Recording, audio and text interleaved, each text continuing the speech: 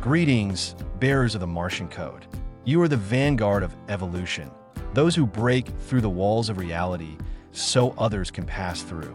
I speak to your true essence, that inner warrior who has lived in the trenches for the past few months, clenching his fists even in his sleep. I can sense your energy right now.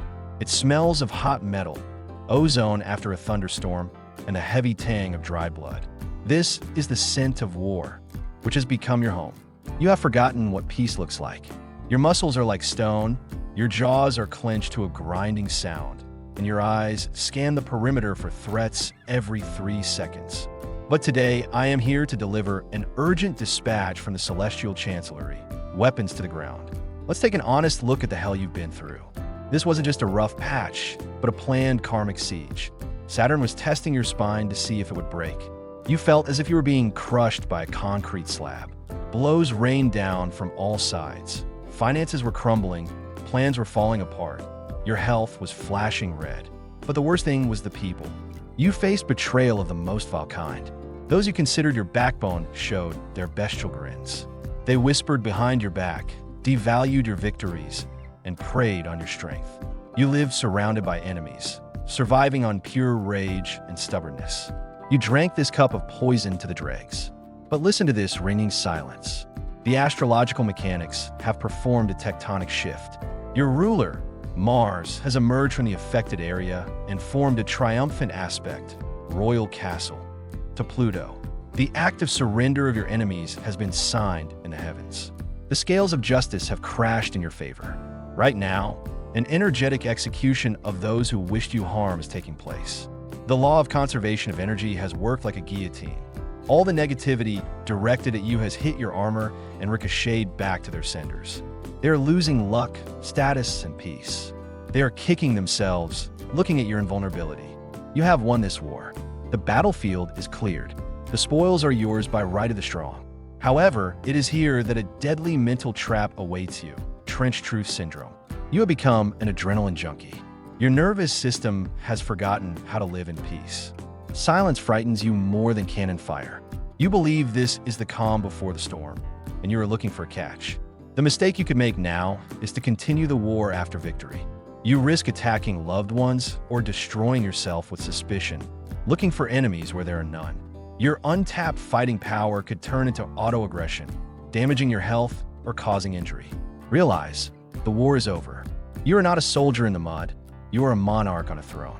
Trade your sword for a scepter, or you will burn yourself on the pyre of your own victory. Let's dissect the anatomy of this triumph with the composure of a pathologist. You must understand the physics of the process to avoid becoming a victim of your own power. What's happening in your field right now is called the vacuum explosion effect. For a long time, you've been pumping the space around you with resistance energy. You were pushing against a concrete wall, and it was pushing back. Your entire biochemistry was working to maintain this pressure. And suddenly, the wall collapsed, vanished. Your energy, accustomed to meeting resistance, burst forth with monstrous speed. This state is dangerous. It's more intoxicating than any alcohol. You feel like the Hulk, ready to destroy a city simply because there's nowhere else to put your hands. Let's talk about those left behind. The vanquished. The astrological mechanics of their collapse are simple and brutal. Aries are energy donors. While you fought your enemies, you, paradoxically, fed them with your attention. Your rage was their food. Your anger gave them significance. The moment Mars entered the king phase, you consciously or not, turn off that faucet. You withdrew your attention. You stopped responding, and that became their death sentence. They are now in a state of energy starvation. Their vacillations, their attempts to reconnect with you, to provoke conflict. These are the agony of drug addicts whose fix has been taken away. They're kicking themselves not because you're successful, but because you've become inaccessible to them. You've become transparent to them.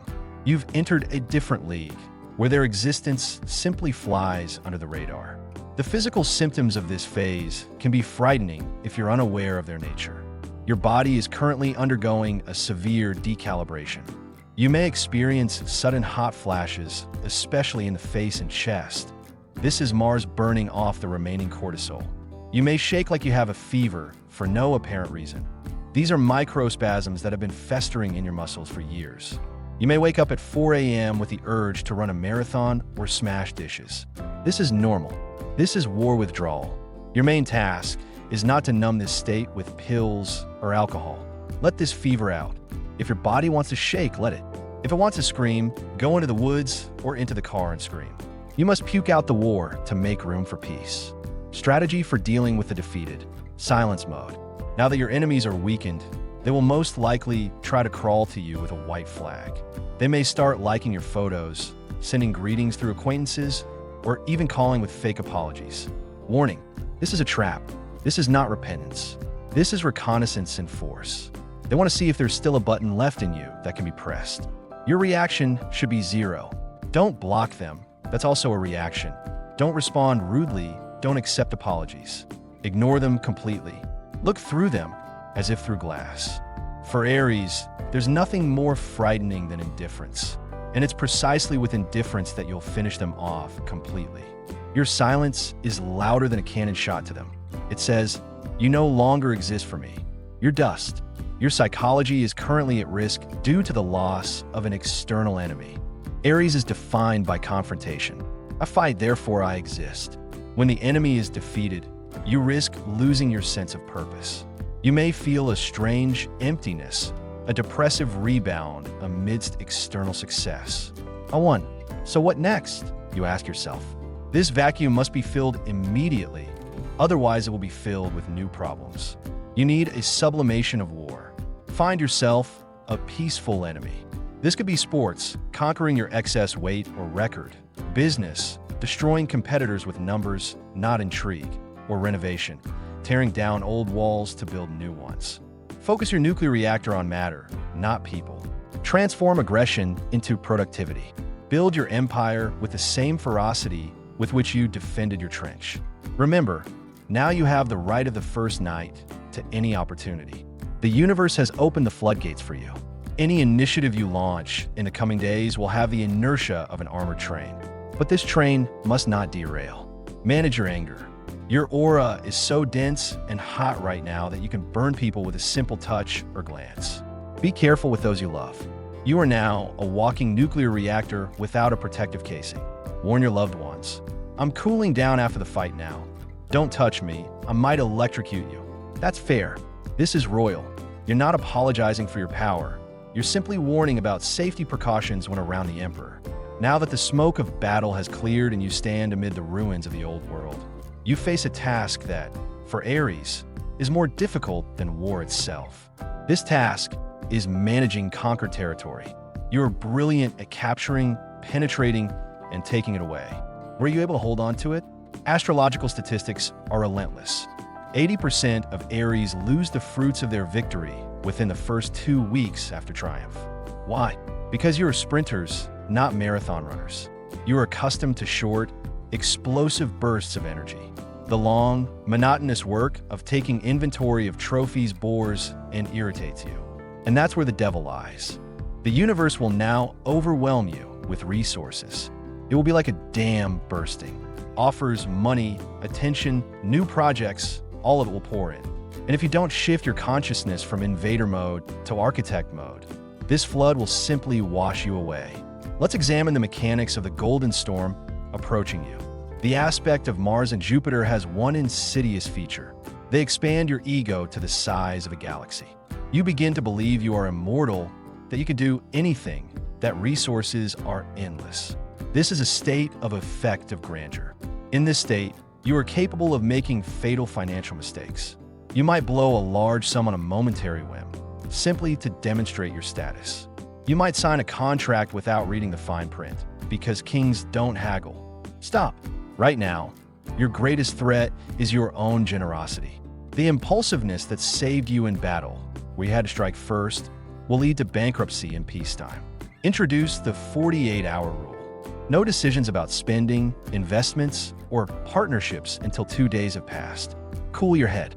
Let your inner accountant review the reports of your inner general.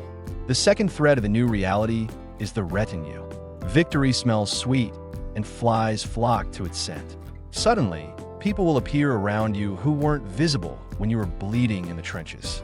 They will smile, flatter, admire your strength, and offer brilliant schemes. These are the parasites of success. For straightforward Aries, flattery is a drug. You crave praise because, deep down, you're a child craving approval. These people know your buttons. They will tell you what you want to hear to feed off your resources. Conduct a rigorous filtering of your surroundings. Use the scalpel question. Where were you when I was down? If someone wasn't there when you were vulnerable, they have no right to be there when you triumph. Don't be afraid to appear cruel or ungrateful. You don't have to share your spoils with those who didn't hold your shield by your side. Now is the time to form an inner circle, a Praetorian Guard. Keep only those who aren't afraid to tell you the truth, who've seen you weak and haven't turned away. Keep everyone else at a distance, politely but firmly. Distance is also a tool of power. The third aspect is decompression. After prolonged stress, when cortisol levels are off the charts, a sudden transition to rest can trigger a strange reaction in the body, similar to the bends and divers. You may become apathetic. You may lie on the couch, staring into space, feeling not the joy of victory, but a leaden heaviness. You'll feel burned out. This isn't burnout. It's a system reboot. Your psyche is changing its firmware. At this point, Aries often make the mistake of artificially stimulating themselves with alcohol, extreme sports, and scandals in order to regain the taste for life. Don't do this. Give yourself permission to vegetable mode. Allow yourself to be boring. Allow yourself to sleep for 12 hours. Allow yourself to not answer calls. Your body needs to understand that the war is over and it's time to turn off the emergency generators. If you continue to force yourself with activity, you'll wear out your system. Imagine the engine of a race car that's just lapped the track at full throttle. If you suddenly shut it off, it'll crack. It needs to idle to cool down. You're that car now. Your idle moments are walks, food, sleep, sex, simple physical pleasures. Ground yourself through your body. Return to your senses. The taste of food, the softness of fabric, the warmth of water. You've lived in your head for so long, in plans and strategies, that you've forgotten what your skin feels like. Return to your body. Otherwise, you'll remain a ghost of war wandering in a peaceful home. And the last thing in this section, expansion strategy. Once you've recovered, this will take about a week, you need to choose a new goal. But it must be a goal of a different order. Not survive, not defeat the enemy, but build. Aries energy is destructive if it lacks a constructive vector. If you don't start building your home, your business, your body, your brand, you'll begin to destroy yourself. Mars demands action. Draw a map of your new empire. What do you want in a year? Not in a week, but in a year. It's difficult for Aries to see that far ahead, but now it's necessary. Raise your eyes from the earth to the horizon. Your victory is not the finish line. It's the launching pad. The fuel tanks are full. The map is clear. Where will you steer your ship? Set a course while the wind of fortune blows through your sails with such force that the masts creak. We are entering a phase that ancient strategists called silence in the throne room. This is a critical stage in cementing your new reality. You have won, but victory is not static. It is a living, unstable substance like molten gold. If you don't create a rigid form for it, it will melt and burn you. Aries' greatest vulnerability during this period is your larynx. Your desire to shout your triumph to the world. You want justice. You want every witness to your past humiliation to now witness your rise. Stop. This infantile desire to prove something to the ghosts of the past could cost you your future. Remember the law of energetic tightness. A secret once revealed loses its power. As soon as you start talking about your plans, the sums of money that have come your way, the prospects that have opened up, you puncture your own gas tank. The pressure drops. The magic dissipates. People who listen to you, consciously or unconsciously, begin to eat away at your good fortune. Envy isn't just an emotion. It's a targeted, energetic breakdown. And now, when you're shining like a supernova, you're attracting the attention of every parasite within a kilometer. Enter strategic silence mode. When asked, "How are you?" answer dryly, "In progress." Don't give details. Become a black box. Let people guess. Uncertainty frightens them and makes them respect you. Your silence should be as heavy as a concrete slab. In this silence, your authority grows. A king doesn't report his plans to his servants. A king simply issues decrees when the time is right. Now let's move on to perimeter clearing on the physical level. Your home is a projection of your mental body. During the war and difficult Saturn transits, your home has absorbed the vibrations of fear, insomnia, and aggression. The walls remember your curses and your tears. The things you use during the crisis are radioactive artifacts of the past. You need to perform a ritualistic disposal. Walk through your house with the cold gaze of an inspector. Find objects that you associate with the most difficult period of struggle. These could be clothes you wore to unpleasant meetings, a cracked cup, old receipts, dried flowers. Get rid of them ruthlessly. By throwing these things away, you physically excise the memory tumor from your space. Fire loves cleanliness. The new energy of Mars will not enter a place that smells of mustiness and defeat. Rearrange your furniture, even if only minimally. Move the bed, change the mirror, change the picture your brain sees. This will signal to your subconscious, the scene has changed. A new act of the play has begun. If you leave the scenery unchanged, you risk slipping into old behavior patterns, even with new resources. Psychosomatic calibration. Aries live in their heads. During periods of stress, all the blood rushes to the brain, creating that feeling of being going crazy. Now your task is to draw the energy down into your pelvis and legs, into the base of your spine. This is where confidence and the right to power reside. Grounding the warrior practice. Over the next few days, walk with a heavy gait. Literally press your heels into the ground. Feel how each step leaves a mark on the fabric of the world. Don't run, even if you're late. Running is a sign of a victim or a servant. The master of life doesn't rush because he knows that without him, no one will start. By slowing down, you slow down time and subjugate it. You will feel how people's attitudes toward you change. They will begin to move aside, sensing your gravitational mass. Working with the fire of fury. Even after victory, a nuclear burial ground of processed aggression will remain within you. It can't simply be suppressed. It will explode into cancer or stroke. It must be transmuted. Find a way to burn this fuel sustainably. The best way for Aries now is to work with live fire or metal. Light candles, light a fireplace or a bonfire. Gaze into the fire. Give it your pain. Let the flame burn away mental debris.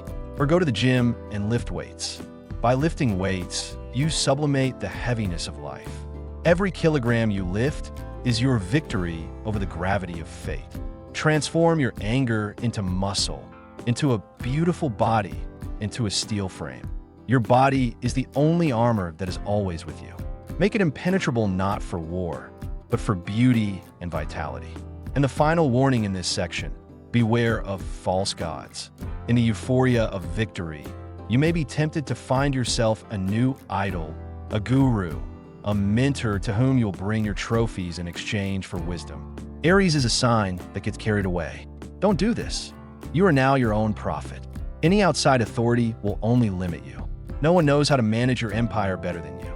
Listen only to your intuition, which is now extremely sharp. Your inner compass now shows true north. All other maps are outdated. Trust your instincts. If you think someone is lying, they are lying. If you think the deal is risky, it is. Your paranoia right now is just your intuition, just not yet formalized into logic. Trust it more than the words of experts. We have reached the final line. This isn't just the end of our conversation. It's the official closing ceremony of the darkest chapter in your life. Right now, as you hear my voice, the concrete of a new reality is hardening in the space around you. You're no longer the person who began this journey. The former you has burned in the crucible of trials. Only pure metal remains. You have passed through the purgatory of Saturn and emerged through the triumphal arch of Mars. You are a survivor. You are a winner. You are the emperor. But a title isn't just a beautiful word. It's a responsibility for your own power. The worst thing that can happen to a winner is losing the memory of the price of victory. You have no right to forget this lesson. You have no right to become naive, trusting, and weak again. Your armor is now your skin.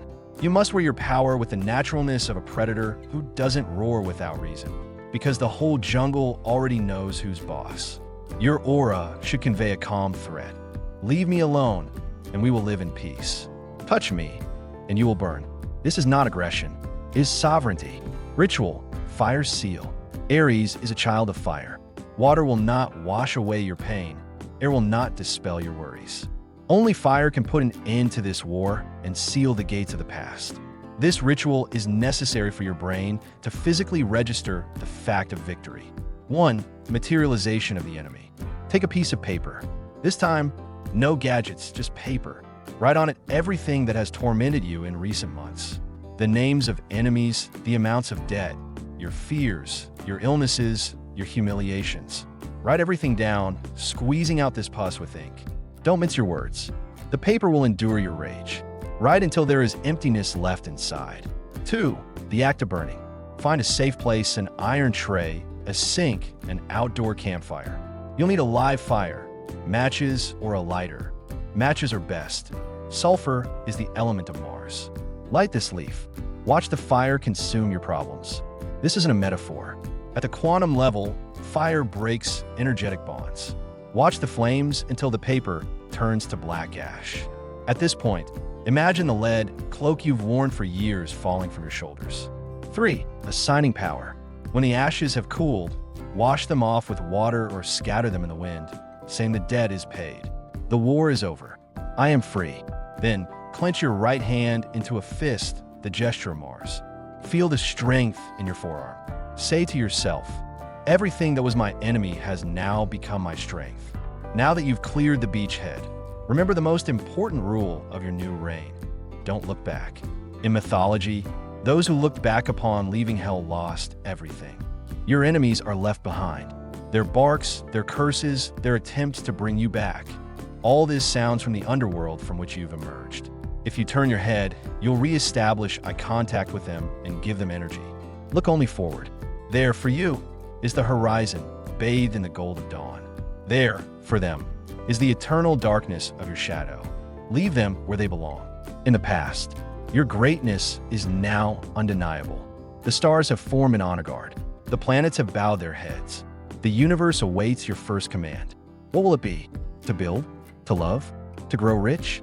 The choice is yours. You no longer have limitations except those you create for yourself. You've emerged from the cage. The whole world is your hunting ground. To activate this scenario, to hammer the final nail into the coffin of your failures, you must sign this peace treaty with fate. Descend. Write the manifesto phrase. Let these words become the first law of your new empire. Write them as if you were carving them in stone. Inauguration code phrase. I have victory. I rule.